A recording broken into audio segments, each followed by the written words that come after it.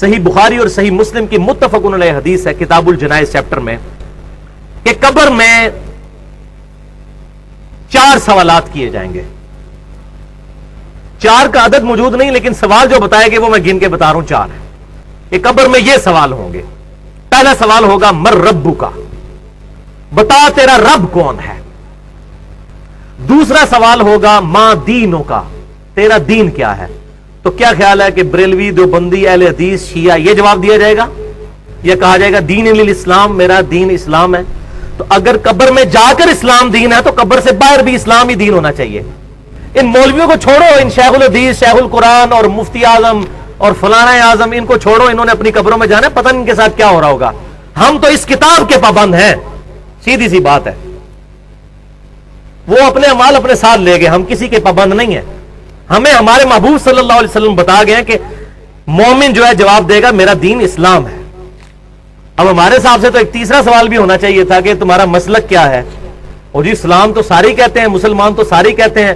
اگر ہم اہل حدیث اور دیوبند اور بریلوی اور شیعہ نہیں لکھیں گے تو فرق کیسے پتا چلے گا. تو پھر اللہ تعالیٰ کو بھی چاہیے کہ فرشتوں کے ایک سوال ساتھ یہ بھی لگا لو اس کے ذیل میں ایک جز نمبر 1 کہ دین تو بتا دیا، آپ بتائیں آپ کا مسلک کیا ہے. تو یہ مولویوں کے سارے ڈکوسلے ختم ہو جائیں گے جو ادھر انہوں نے مسجدوں کے باہر یہ مسلمانوں میں تفرقے ڈالے ہوئے ہیں. تیسرا سوال ہوگا ما کنت تقول فی حق ھذا الرجل، اس مرد کے بارے میں تو دنیا میں کیا کہا کرتا تھا، کیا عقیدہ تھا. یعنی نبی صلی اللہ علیہ وسلم کے بارے میں سوال ہوگا. ترمذی کے الفاظ ہیں من نبیوں کا، تیرا نبی کون ہے. تو دونوں سوال ٹھیک ہیں. اس میں جو کہتے ہیں کہ قبر میں نبی صلی اللہ علیہ وسلم آ جائیں گے، ایسی بات نہیں ہے، کیونکہ مسند امام احمد میں ایک حدیث موجود ہے. وہ شخص پھر پوچھے گا کہ آپ کس مرد کے بارے میں مجھ سے پوچھ رہے ہیں. تو فرشتہ کہے گا الذی بعث فیکم، اس شخص کے بارے میں جس کو اللہ نے تم میں نبی بنا کر مبعوث کیا تھا. پھر کہے گا مومن ہوا محمد رسول اللہ، وہ تو اللہ کے رسول محمد تھے صلی اللہ علیہ وسلم. ان 3 سوالوں کے بعد ایک چوتھا سوال ہے. جو مومن ہوگا، بخاری اور مسلم کے الفاظ ہیں کہ وہ تینوں سوالوں کے جواب دے دے گا کہ میرا رب اللہ ہے، میرا دین اسلام ہے اور محمد صلی اللہ علیہ وسلم میرے پیغمبر ہیں. اس کے بعد جب وہ جواب دے لے گا تو فرشتے پھر اس سے سوال پوچھیں گے کہ تجھے کیسے معلوم ہوئے ان سوالات کے جواب. یہ چوتھا سوال ہے جو چھپایا ہوا ہے مولویوں نے، کیونکہ مولویوں کی روٹی بند ہوگی. یہ چوتھا سوال بتا دیں، یہی تو اصل چیز ہے، صراط مستقیم اسی سے تو ملنا ہے. تو چوتھا سوال فرشتہ یہ پوچھیں گے کہ تجھے کیسے معلوم ہوا، تو نے کیسے یہ سوالوں کے جواب دے دیے. تو وہ مومن کہے گا میں نے کتاب اللہ پڑھی تھی تو میں نے اس کتاب کی تصدیق کی اور میں ایمان لے کر آیا. میں نے کیا چیز پڑھی تھی؟ کتاب اللہ. اور انڈیا، پاکستان اور بنگلہ دیش کا مولوی کہتا ہے قرآن و سنت ڈائریکٹ نہ پڑھنا، گمراہ ہو جاؤ گے.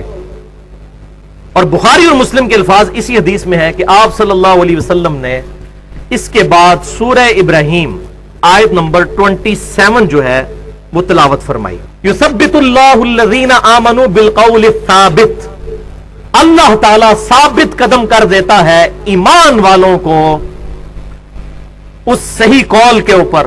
صحیح قول کون سا؟ کہ میرا رب اللہ ہے، میرا دین اسلام ہے اور میرے پروفٹ آپ صلی اللہ علیہ وسلم ہے. فی الحیات الدنیا، اس دنیا کی زندگی میں بھی، وفی الآخرہ اور آخرت کی زندگی میں بھی. اور آخرت کی پہلی منزل قبر ہے. صحیح مسلم کی حدیث ہے جو مر گیا اس کی آخرت شروع ہو گئی. وَيُضِلُّ اللَّهُ الظَّالِمِينَ، اور اللہ تعالیٰ ظالموں کو گمراہ کر دیتا ہے. ظالم کون ہے؟ جو کتاب نہیں پڑھتے. وہ آگے آ جائے گا. ابھی تو منافق نے جو جواب دینے ہیں اور اس کے جواب میں چوتھا سوال جو فرشتے کریں گے وہ آگے میں بتاتا ہوں. تو گمراہ کر دیتا ہے اللہ تعالیٰ ان ظالموں کو، خود نہیں گمراہ کرتا، انہوں نے گمراہی خریدی ہے. وَيَفْعَلُ اللَّهُ مَا يَشَاءُ، اور اللہ تعالیٰ جو چاہتا ہے کرتا ہے. اللہ تعالیٰ کوئی روک نہیں سکتا، زبردستی تو اس نے ہدایت نہیں دینی ہے. ہاں جو چاہتا ہے گمراہی اس کو دے گا، اور جو ہدایت چاہے گا وَالَّذِينَ جَاهَدُوا فِينَا لَنَهْدِيَنَّهُمْ سُبُلَنَا، سورہ العنکبوت کی آخری آیت ہے. جو لوگ ہماری راہ میں کوشش کریں گے ہم ان کے لیے اپنی راہیں کھول دیں گے. ہاں جی، اب آ جائیے جناب، منافق کے ساتھ کیا ہوگا. پہلا سوال پوچھا جائے گا مر ربو کا، تیرا رب کون. وہ کہے گا ہائی ہاتا لا ادری لا ادری، ہائے افسوس مجھے کچھ پتا نہیں، مجھے کچھ پتا نہیں. وَلِعَوْذُ بِاللَّهِ تعالی. آپ ذرا حسرت کا اندازہ لگائیں اس وقت جب انسان پر ہوگی. یہ نہ سمجھیے گا کہ یہ جو دنیا میں کلمے پڑھتے رہتے ہیں تو آخرت میں بھی کلمہ پڑھ لیں گے. اس طرح نہیں ہوگا, اتنا سوکھا کام نہیں ہے. وہ تو حدیث میں بتا چکا صحیح بخاری سے شروع میں کہ جس نے میری اطاعت کی وہ جنت میں جائے گا, اور جس نے میری نافرمانی کی اس نے میرا انکار کر دیا. انکار کرنے والے, جس نے دنیا میں رسول اللہ کی ماننے سے انکار کر دیا صلی اللہ علیہ وسلم, قبر میں کیسے رسول اللہ کو مان لے گا وہ؟ اللہ اکبر. منافق سے دوسرا سوال ہوگا, وہ کہے گا مجھے نہیں پتا. تیسرا سوال ہوگا, مجھے کہے گا مجھے نہیں پتا. اللہ اکبر. پھر چوتھا سوال اس سے ہوگا, وہ تجھے سوالوں کے جواب کیوں نہیں آ رہے؟ فرشتے پوچھیں گے یہ چوتھا سوال منافق سے, یا وہ جو گناہگار شخص ہے اس سے. تو اب آگے سے سنیں وہ کیا کہے گا. میرا خیال ہے اکثریت, اللہ معافی دے, شاید پاکستانیوں کی اسی جواب پر ہوگی. وہ کہے گا میں وہی کہتا تھا جو لوگ کہتے تھے, سن سنا کے سنی. یہ الفاظ بخاری اور مسلم دونوں میں موجود ہیں, اور میں انٹرنیشنل نمبر بھی بخاری کا بتا دوں, 1374 کتاب الجنائز میں. اب یہاں پر بات ختم نہیں ہوئی. فرشتے پھر اس کو ڈانٹتے ہوئے کہیں گے تم نے خود پڑھ کر حق حاصل کرنے کی کوشش کیوں نہیں کی. یہ بھی اسی بخاری 1374 میں الفاظ ہیں, تم نے خود پڑھ کر حق حاصل کرنے کی کوشش کیوں نہیں کی. آگے پھر میں حق بجانب ہوں نا, کہ پھر وہ آگے اس کو کہنا چاہیے. وہ قیامت والے دن تو کہے گا, وہ امام الانبیاء کی دعوت قرآن والے میں بھی ہے, اے اللہ ہمارے بزرگوں کو دگنا عذاب دے کہ ان کی وجہ سے ہم گمراہ ہوئے. تو پھر وہ کہے گا نا کہ سانو بزرگاں نے مار چھڑیا, انہوں نے دگنا عذاب دے. قرآن کے الفاظ ہیں, سورۃ العذاب کا آخری رکوع پڑھ کے دیکھ لیجئے, اے اللہ ہمارے بزرگوں کو دگنا عذاب دے. اور سورہ حامیم السجدہ میں تو اس سے بھی سخت الفاظ ہیں, اے اللہ ہمارے بزرگوں کو ہمارے حوالے کر, ہم انہیں اپنے پاؤں کے نیچے روندیں جن کی وجہ سے ہم گمراہ ہوئے. ایک قادیانی اگر قادیانی بزرگوں سے ہی مسئلے پوچھے گا, اس کو ختم نبوت کہاں سے سمجھ آئے گی؟ اسی طریقے سے باقی مکتبہ فکر کے لوگ بھی اگر اپنے اپنے بابوں کے پیچھے چلیں گے, خود نہیں پڑھیں گے. اب یہ اس کو پھر آگے کہنا چاہیے کہ جی یہ تو علماء کا کام ہے پڑھنا, جس طرح کہ ہمارے مولویوں نے پٹی پڑھا دی ہے, جی علماء کا کام ہے پڑھنا. فرشتے کہیں گے تو نے خود پڑھ کر کیوں نہیں حق حاصل کرنے کی کوشش کی؟ آلے بھی مسئلہ ختم نہیں ہوا. اس کے بعد الفاظ ہیں اسی حدیث کے صحیح بخاری کے, کہ پھر فرشتے اس کے سر میں مہمان نوازی کے طور پر ہتھوڑا ماریں گے, وہ بالکل زمین کے برابر ہو جائے گا. اور بخاری کے الفاظ ہیں کہ اس کی آواز, اس کی چیخنے کی آواز اور ہتھوڑے کی آواز زمین و آسمان کی تمام مخلوقات سنیں گی سوائے جنوں اور انسانوں کے, کیونکہ وہ شریعت کے مکلف ہیں, وہ نہیں آواز سن سکتے. اگر وہ سن لے تو یہ سارے بندے کے پتر نہ بن جائیں.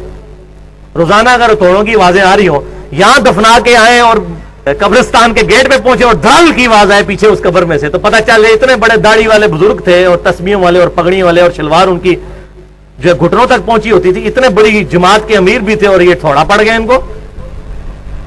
تو پھر سارے میری بات کہہ رہے ہوتے ہیں یار بزرگ پرستی چھوڑو.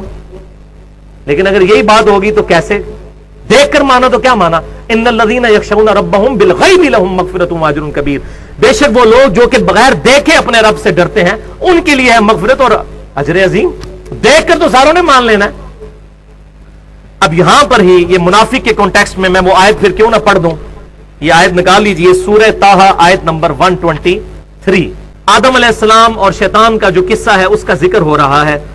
قَالَ اهْبِطَا مِنْهَا جَمِيعًا, پھر ہم نے آدم علیہ السلام اور ان کے ذریعے پوری انسانیت کو خطاب کیا کہ اب اس جنت سے نیچے اتر جاؤ. بَعْضُكُمْ لِبَعْضٍ عَدُوٌّ, تم میں سے بعض کے دشمن ہوں گے. فَإِمَّا يَأْتِيَنَّكُمْ مِنِّي هُدًى, تو پس جب کبھی بھی تمہارے پاس میری طرف سے کوئی ہدایت کی کتاب آئے گی, اے انسانوں سن لو. آدم علیہ السلام اور ان کی اولاد کو اتارتے وقت اللہ تعالی نے کہا اب دنیا میں اتر جاؤ, اور جب کبھی ہدایت کی کوئی کتاب آئے گی, فَمَنِ اتَّبَعَ هُدَايَا, تو جو کوئی پھر اس ہدایت کی کتاب کی پیروی کرے گا, فَلَا يَضِلُّ وَلَا يَشْقَى, تو نہ تو وہ گمراہ ہوگا اور نہ بدقسمت ہوگا. یہ اگلے الفاظ بھی ذرا سن لیں. اسی لیے میں کہتا ہوں اس آیت نے مسئلہ تقدیر حل کر دیا ہے. جو لوگ کہتے ہیں جی اللہ تعالیٰ چاہتا تو ہمیں ہدایت دے دیتا, اللہ تو چاہتا ہے, اللہ نے تو ہدایت دی ہوئی ہے, اور یہ اللہ کی توفیق تو اللہ نے دی ہوئی ہے.